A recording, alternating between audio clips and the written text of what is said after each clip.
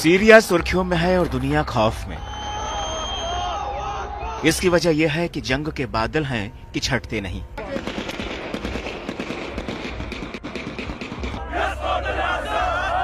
रूस यूक्रेन की जंग के बाद Israel Hamas, Israel Iran, Israel Lebanon के जंगी धमाकों ने दुनिया को दहलाने का काम किया। तो अब सीरिया नाम के देश ने सबको सरप्राइज कर दिया है। सीरिया में विद्रोहियों ने राजधानी दमिश्क पर कब्जा कर लिया है। विद्रोहियों ने राष्ट्रपति बशर अल असद की 24 साल पुरानी सत्ता को उखाड़ फेंका है।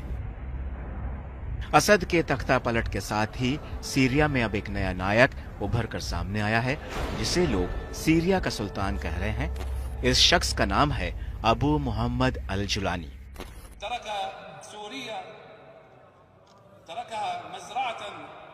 जुलानी के खौफ से राष्ट्रपति बशर अल असद देश छोड़कर भाग गए और अब सीरिया की कमान जुलानी के हाथ में है।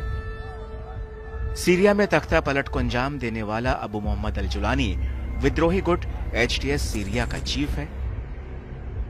जुलानी की हैसियत, कैफियत, दहशत और ताकत का अंदाजा इसी बात से लगाया जा सकता है कि अमेरिका ने साल 2017 में जुलानी पर 84 करोड़ 67 लाख रुपए का इनाम घोषित किया था।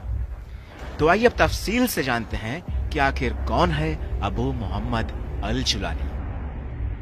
हयात तहरीर अल शाम के लीडर अबू मोहम्मद अल जुलानी का जन्म साल 1982 में सऊदी अरब के शहर रियाद में बताया जाता है। अल जुलानी के पैदाइश के दौरान अहमद हुसैन अल शरा नाम रखा गया। जुलानी के पिता सऊदी अरब में पेट्रोलियम इंजीनियर का काम करते थे। उस वक्त जुलानी महज 7 साल का था जब उसका परिवार सीरिया की राजधानी दमिश्क में जाकर बस गया था। लेकिन साल 2003 में इराक पर अमेरिका के हमला करने के बाद इसका जुलानी पर खासा असर पड़ा। वो केवल 21 साल की उम्र में ही इराक चला गया और अमेरिका के खिलाफ हमलों को अंजाम देने के लिए अल कायदा में शामिल हो गया। साल 2006 में इराक में अमेरिकी सेना ने जुलानी को गिरफ्तार कर लिया।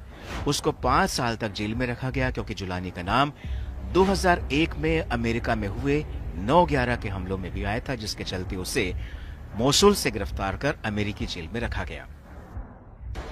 जेल से रिहा होने के बाद जुलानी IS चीफ बगदादी का करीबी हो गया। बगदादी ने जुलानी को सीरिया में अल कायदा की शाखा अल नुसरा फ्रंट बनाने का काम सौंपा। देखते ही देखते जुलानी का पहला संगठन सीरिया में विद्रोही इलाकों, खासतौर से इदलिब में अपना वर्चस्व बनाने में कामयाब होता चला गया। बाद में यही ग्रुप हयात तहरीर अल शाम यानी HTS बन गया। साल 2013 में अल बगदादी ने अपनी ताकत बढ़ाने का फैसला लिया और सीरिया में ही अपने ग्रुप को बड़ा करने का काम किया। अप्रैल 2013 में अल बगदादी ने अचानक इस बात का ऐलान किया कि वो अल कायदा के साथ अपने सारे रिश्ते तोड़ रहा है और अपने संगठन का विस्तार अब सीरिया में ही करेगा। लेकिन अल जुलानी ने बगदादी के नए समूह ISL से जुड़ने से मना कर दिया और अपने रिश्ते उसने अल कायदा के साथ ही बरकरार रखे। साल 2014 में हालांकि अल जुलानी ने खुद को अल कायदा से भी अलग कर लिया क्योंकि उसका पूरा ध्यान सीरिया में अपने संगठन को मजबूत करने में लग गया। साल 2016 में सीरियाई सेना का कब्जा अलेप्पो पर पूरी तरह से हो गया। अलेप्पो के विद्रोही गुट इदलिब की तरफ बढ़ने लगे। उन हजारों लड़ाकों को अल जुलानी के अल नुसरा फ्रंट से जमीन और आसमान दोनों मिलने लगे। अपनी बढ़ती ताकत को देखते हुए फिर जुलानी ने अपने ग्रुप का नाम अल नुसरा फ्रंट से बदलकर जबाह फतेह अल शाम कर दिया। इसके बाद साल 2017 में अल जुलानी ने HTS बनाने के लिए कई समूहों के साथ मिलकर अपने HTS को मजबूत तरीके से खड़ा करने का काम किया। पहले ही दिन से HTS का मकसद सीरिया के राष्ट्रपति असद का तख्ता पलट करना था। साल 2018 में अल जुलानी के संगठन HTS को आतंकी संगठन घोषित कर दिया गया। जुलानी पर $10 मिलियन का इनाम रखा गया। तो वहीं जुलानी ने उस दौरान अपनी छवि बदलने की कोशिश की। उसने एक इंटरव्यू में कहा कि उसका मकसद बेगुनाह लोगों की हत्या नहीं है। अल जुलानी ने जरकावी और बगदादी की पहचान से भी पीछा छुड़ाने की कोशिश की। उनसे खुद की तुलना से इनकार किया।